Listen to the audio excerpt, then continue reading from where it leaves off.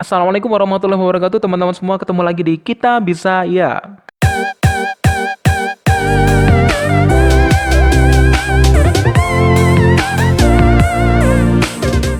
Baik teman-teman semua, masih berkaitan dengan guru SD ya. Jadi ini kita akan membahas tentang part 5. Sebenarnya sebelumnya part 1 saya udah membahas tentang pedagogik dan juga kompetensi guru ya, tentang berkaitan dengan PPG gitu ya intinya. Tapi yang di sini yang sebelumnya itu adalah soal yang udah pernah dibahas oleh teman-teman yang di channel-channel lain tuh dibahas itu sampai salahnya pun ya. Maaf ya. Jadi salahnya pun itu masih kedetek gitu ya. Jadi salahnya pun nggak saya edit gitu ya. Dan itu udah parah banget pokoknya. Tapi yang soal yang ini insya Allah ini lebih mendekati soal-soal yang lebih berbobot gitu ya, karena soal-soal yang sebelumnya itu adalah yang saya dapatkan dari beberapa internet yang mungkin teman-teman sudah pernah punya itu gitu kan. Tapi kalau yang kedua ini insya Allah untuk teman-teman yang belum belajar tentang pedagogik dan juga tentang kompetensi sosial pribadi, ini adalah soal yang saya ambil dari FR ya. Jadi yang saya ambil ini adalah dari FR yang sudah pernah diteskan ya, jadi tahun lalu. Tapi kalau yang sebelumnya itu adalah soal yang saya comot-comot aja. Ini apa sih bahasanya comot ya? Maaf ya. Jadi ini adalah soal insya Allah lebih menjurus karena ini saya ambil langsung dari FR ya. Baik, mungkin teman-teman semua, buat kalian yang belum klik tombol subscribe, silahkan klik tombol subscribe-nya terlebih dahulu, dan juga jangan lupa untuk klik tombol lonceng ya, supaya nanti kalian tahu notifikasi tentang video aku yang terbaru. Baik, kita langsung masuk aja soal yang pertama. Nah, ini adalah FR yang saya copy waktu itu ya. Jadi silakan Anda juga nanti bisa lihat di link deskripsi tentang FR yang kedua ya. Ini adalah tentang kompetensi keguruan atau tentang PPG-nya, dan yang FR yang kedua itu adalah FR soal-soal yang lebih menjurus gitu kan. Lebih menjurus ataupun lebih spesifik gitu, soal-soal untuk matematika, IPA, PKN, bahasa Indonesia, juga IPS-nya itu di situ udah saya jelaskan apa saja yang keluar gitu ya. Dan kemungkinan nanti kalau misalnya dalam waktu 2 hari ini saya buat soalnya nggak apa-apa lah ya.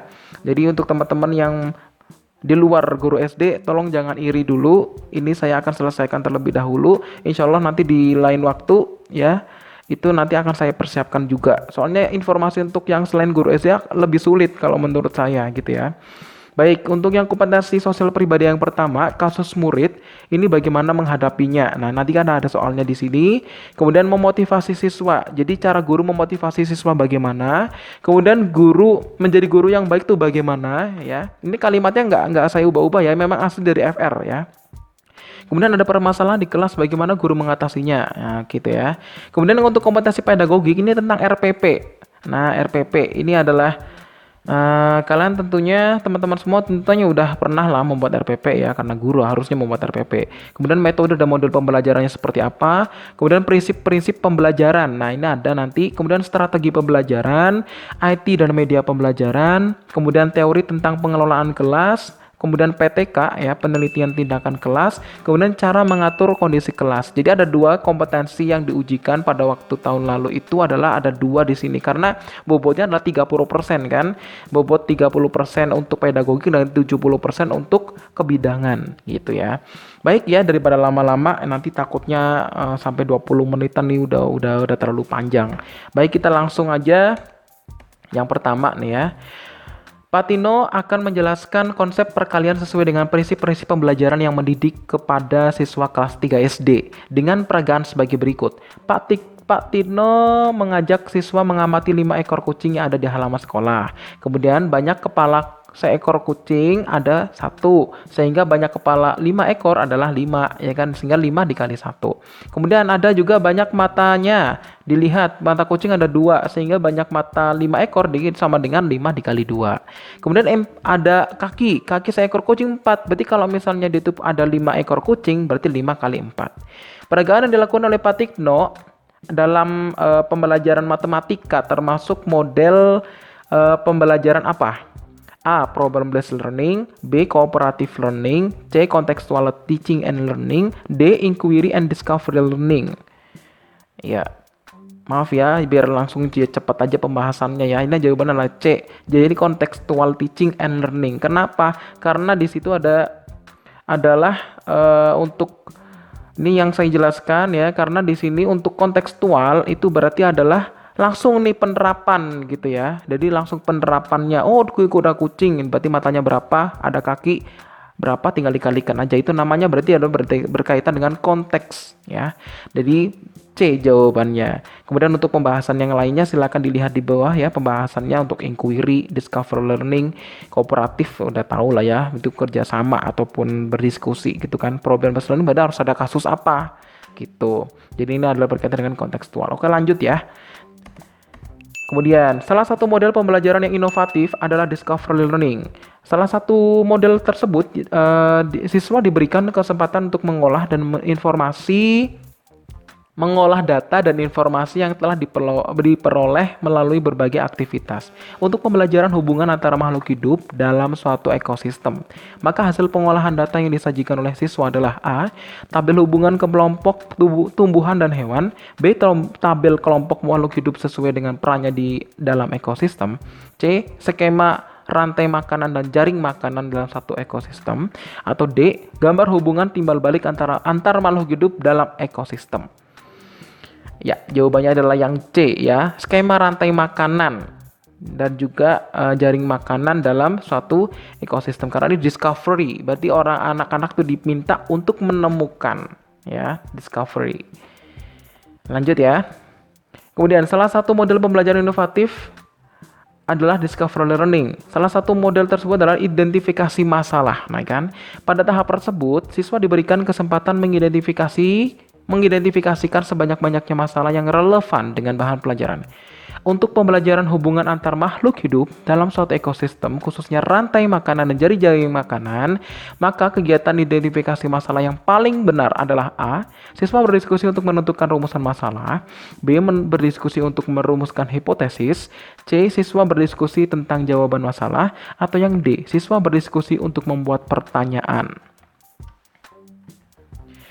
Ya, jawabannya adalah yang A ya. Jadi berdiskusi untuk menemukan rumusan masalah. Karena discovery harus punya rumusan masalah terlebih dahulu baru bisa menentukan yang lainnya ya. Baik, lanjut. Peristiwa kejahatan yang terjadi di masyarakat mengenai keterlibatan siswa usia sekolah dasar, baik sebagai pelaku. Hal itu menjadi suatu hal yang perlu mendapatkan perhatian khusus bagi masyarakat pendidikan. Sebagai guru, maka dalam menyikapi hal tersebut harus memiliki prinsip kebenaran yang A. Kewajiban guru sebatas dalam pemberian pengetahuan dan keterampilan peserta didik, B. Pendidikan yang cukup diberikan untuk mencerdaskan peserta didik, C. Pendidikan moral sebaiknya diberikan di keluarga masing-masing, atau yang D. Pentingnya pendidikan karakter ditanamkan di dalam diri peserta didik sedini mungkin. Ya, jawabannya adalah yang D ya. Pentingnya pendidikan karakter ditanamkan dalam diri peserta didik sejak kecil. Karena ini adalah usia sekolah dasar ya. Baik, lanjut. Penerapan prinsip belajar secara berkesinambungan pada pembelajaran IPA. A. Diawali dengan menggali konsep, melakukan pengamatan baru membuat kesimpulan. B. Belajar diawali dengan contoh, baru ke materi yang sulit. C. Belajar materi IPA dilanjutkan dengan diskusi kelompok. Atau yang D. Belajar materi IPA sepanjang hari sampai menguasai. Ya, jawabannya adalah yang A ya. Diawali dengan menggali konsep, kemudian melakukan pengamatan, kemudian baru membuat kesimpulan. Kemudian, dalam merancang suatu penelitian gejala alam abiotik tentang ekosistem air, agar pengamatan berjalan baik, maka Anda dapat menggunakan apa? A. Alat dan bahan, prosedur kerja yang tepat, kemudian metode pengamatan yang terencana dan sistematis, atau yang B. Materi praktek dan strategi penelitian yang tepat, atau yang C. Kisi-kisi pembelajaran dan metode penelitian yang tepat, atau yang D. Strategi pembelajaran, metode ilmiah, dan juga pendekatan pembelajaran. Ya, ini penelitian ya, berarti otomatis yang A ya, harus ada alat dan bahan, karena ini langsung eksperimen gitu ya. Baik, lanjut. Untuk merancang suatu penelitian dengan hasil yang benar dan dapat dipercaya dengan tentang gejala alam biotik dan abiotik, dapat menggunakan alat dan bahan, prosedur kerja yang tepat, metode pengamatan yang terencana dan sistematis, maka perlu dituangkan dalam apa? A. Strategi ilmiah dan pengamatan ilmiah. B. Metode ilmiah dan keterampilan kerja ilmiah. C. Prosedur ilmiah dan pendekatan ilmiah yang tepat. Atau yang D. Alat dan bahan yang digunakan harus tepat. Ya, jawabannya adalah yang A, ya, strategi ilmiah dan pengamatan ilmiah.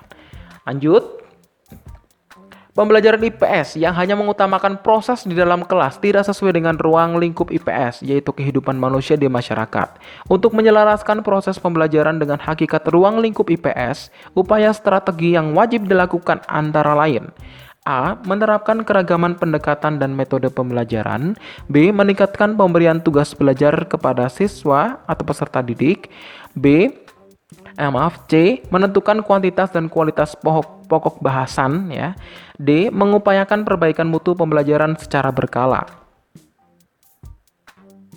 Ya, jawabannya adalah yang A, ya, menerapkan keragaman pendekatan dan metode pembelajaran. Supaya apa? Supaya tidak jenuh tentunya dan juga punya variasi, ya.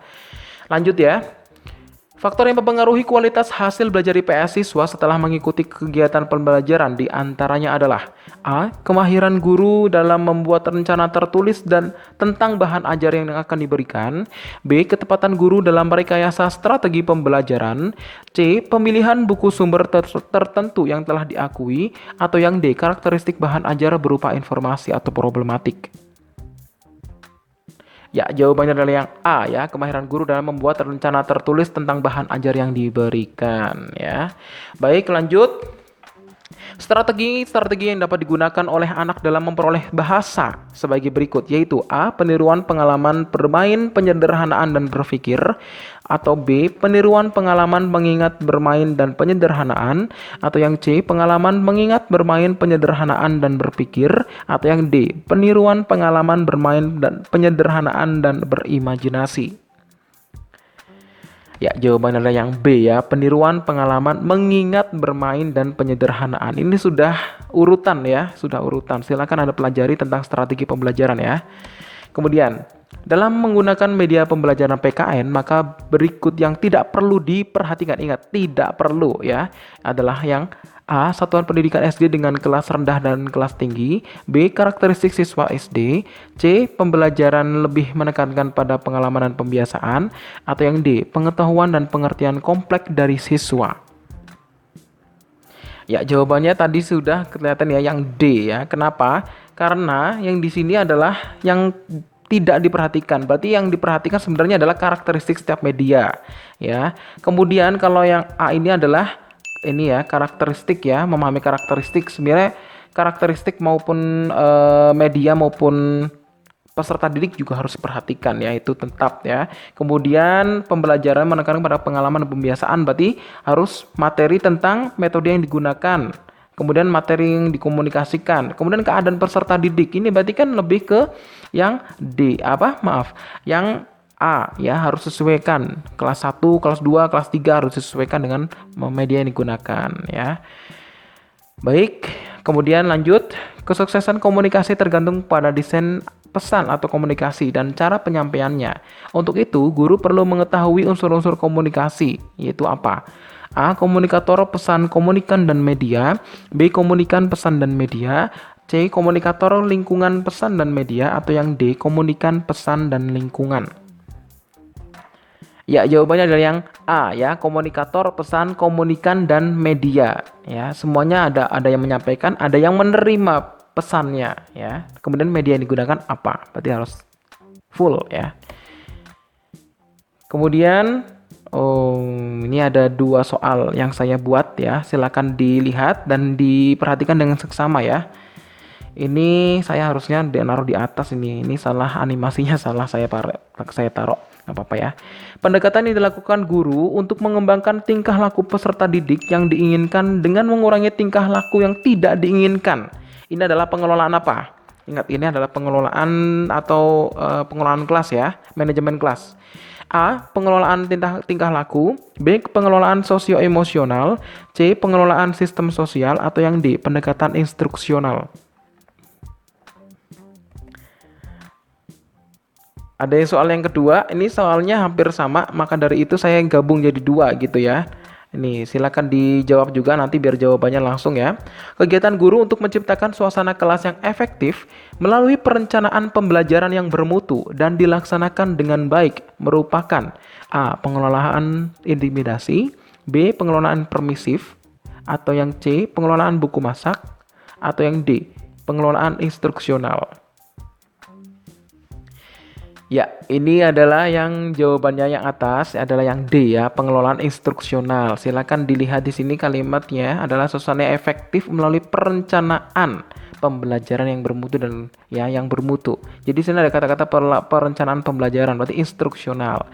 Kemudian kalau pendekatan dilakukan guru mengembangkan tingkah laku, berarti otomatis jawabannya adalah tingkah laku juga, pengelolaan tingkah laku ya. Bisa dipahami di sini ya. Kemudian, ini soalnya masih sama. Seperangkat kegiatan guru untuk menumbuhkan dan mempertahankan organisasi kelas yang efektif merupakan A. Pendekatan tingkah laku, B. Pendekatan sosio-emosional, C. Pendekatan sistem sosial, atau yang D. Pendekatan instruksional. Kemudian soal yang kedua, setiap kegiatan yang dilakukan guru bertujuan untuk mengembangkan hubungan interpersonal yang baik dan iklim sosio-emosional kelas yang positif merupakan A. Pendekatan tingkah laku, B. Pendekatan sosio-emosional, C. Pendekatan sistem sosial, atau yang D. Pendekatan instruksional. Ya, ini udah kelihatan jawabannya ya. Yang ini adalah yang B, kemudian yang bawah adalah yang C ya. Pokoknya ini saya buat soal seperti ini karena supaya nanti bisa tahu perbedaannya apa langsung gitu ya. Lanjut ya. Untuk melaksanakan penelitian terhadap peserta didik dalam keterampilan proses IPA, nilainya bisa didapatkan dengan cara apa? A. Menugaskan peserta didik melakukan praktek IPA, B. Menjelaskan materi IPA yang akan dipraktekkan, C. Menunjukkan habitat laut dan habitat darat, atau yang D. Memperlihatkan gambar-gambar hewan yang ada di Indonesia. Ya, jawabannya yang A ya, dengan cara menugaskan peserta didik melakukan praktek IPA ya, karena ini keterampilan, soalnya adalah keterampilan proses IPA ya.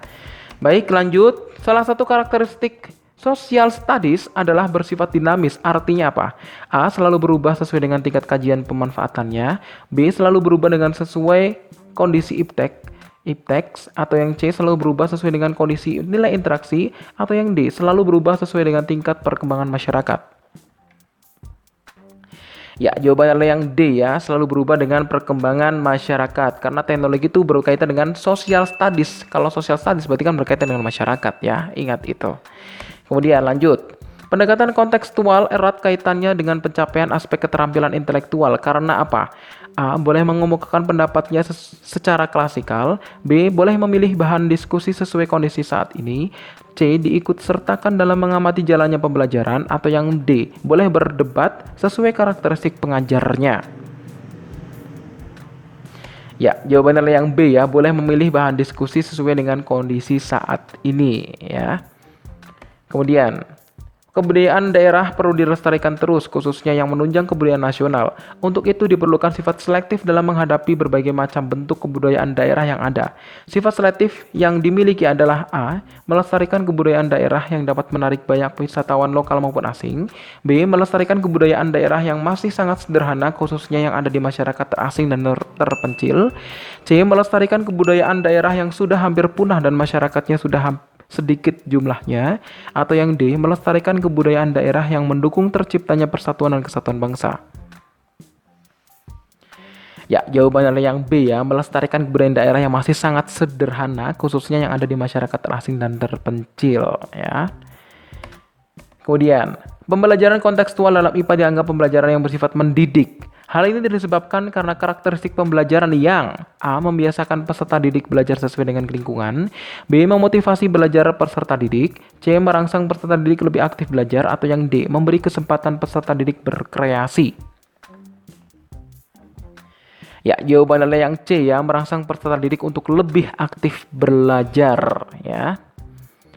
Kemudian, model pembelajaran berbasis masalah ya atau based learning ya tadi problem based learning dapat digunakan dalam pembelajaran PKN untuk mencapai pembelajaran yang efektif berpusat pada peserta didik. Salah satu ciri pembelajaran yang berpusat pada peserta didik sebagai fasilitator. Salah satu tujuan tugas fasilitator itu apa? A. Memberikan kesempatan kepada peserta didik untuk menerapkan keterampilan dalam berpikir tingkat tinggi dalam memecahkan masalah. B. Memfasilitasi peserta didik untuk aktif merumuskan dan memecahkan masalah secara mandiri, baik pada kegiatan individu maupun kelompok sebagai proses membangun pengetahuan dan keterampilan berpikir. C. Memberikan penjelasan kepada peserta didik tentang hal-hal yang harus dilakukan serta memotivasi untuk belajar aktif sehingga menjadi pembelajar yang mandiri. Atau yang D. Menyelaraskan bahan ajar dengan kemampuan peserta didik untuk memecahkan masalah. Ya, jawabannya adalah yang B ya, memfasilitasi peserta didik untuk aktif merumuskan dan memecahkan masalah secara mandiri, baik pada kegiatan individu maupun kelompok sebagai proses membangun pengetahuan dan keterampilan berpikir. Lanjut, laporan praktik sudah diterima dengan baik. Namun untuk menjadikan laporan ini sesuai dengan prakteknya, maka perlu disinkronkan dengan prakteknya. Saran yang perlu diberikan kepada siswa terkait dengan hal ini adalah apa? A. Laporan memerlukan telaah lagi mengingat masih ada kesalahan. B. Laporan telah diterima dengan baik dan lengkap serta diharapkan dapat diaplikasikan dalam kehidupan. C. Laporan sudah layak dan lengkap sehingga perlu disimpan dengan baik. Atau D. Laporan masih terdapat kesalahan maka sebaiknya tidak diaplikasikan dalam kehidupan. Ya, jawabannya adalah yang B ya. Laporan telah diterima dengan baik dan lengkap serta diharapkan dapat diaplikasikan dalam kehidupan. Komponen rancangan pelaksanaan pembelajaran terdiri dari apa? Ini RPP ya. RPP itu dari apa aja yang ada? Silahkan dicek nih ya. Pastinya yang membuat RPP secara manual ya, ini paham ya. Maksudnya nggak download ya, maaf ya yang download. Tapi nggak apa-apa. Yang jelas tahu di komponen-komponennya apa dalam RPP. Silahkan dilihat. Ya, jawabannya adalah yang A ya. Jadi di sini yang membedakan adalah di sini adalah indikator. Nah, kalau yang B ini nggak ada indikatornya ya, nggak ada indikatornya. Jadi yang paling tepat adalah yang A ya. Bisa dipahami ya. Kemudian silabus dan RPP sama-sama sebagai rencana proses pembelajaran. Perbedaannya apa antara silabus dan RPP nih? A. Silabus berisi kompetensi dasar sedangkan RPP mengarahkan kegiatan belajar untuk mencapai kompetensi dasar. B. Silabus bersumber dari standar isi dan standar lulusan sedangkan RPP bersumber dari standar kompetensi lulusan. Atau yang C. RPP dibuat oleh setiap guru sedangkan silabus oleh tim guru. Atau yang D. RPP dan silabus keduanya disusun oleh setiap satuan pendidikan. Ya, jawabannya adalah yang A yang jelas ya. Oke, bisa dipahami ya. Baik teman-teman semua, mungkin itu dulu untuk video kali ini. Ini sudah panjang banget, lebih dari 20 menit ya. Dan teman-teman semua saya harap kalau ada kesalahan silakan diralat. Karena manusia tempatnya salah ya. Jadi silakan diralat dan jangan lupa untuk klik tombol subscribe juga klik tombol loncengnya. Jangan lupa juga untuk share ya ke teman-teman kalian yang membutuhkan ini. Semoga bermanfaat ya. Baik, terima kasih untuk soal tentang pedagogik dan juga tentang kompetensi sosial pribadi ini ya. Baik, ketemu lagi di video selanjutnya. Terima kasih. Assalamualaikum.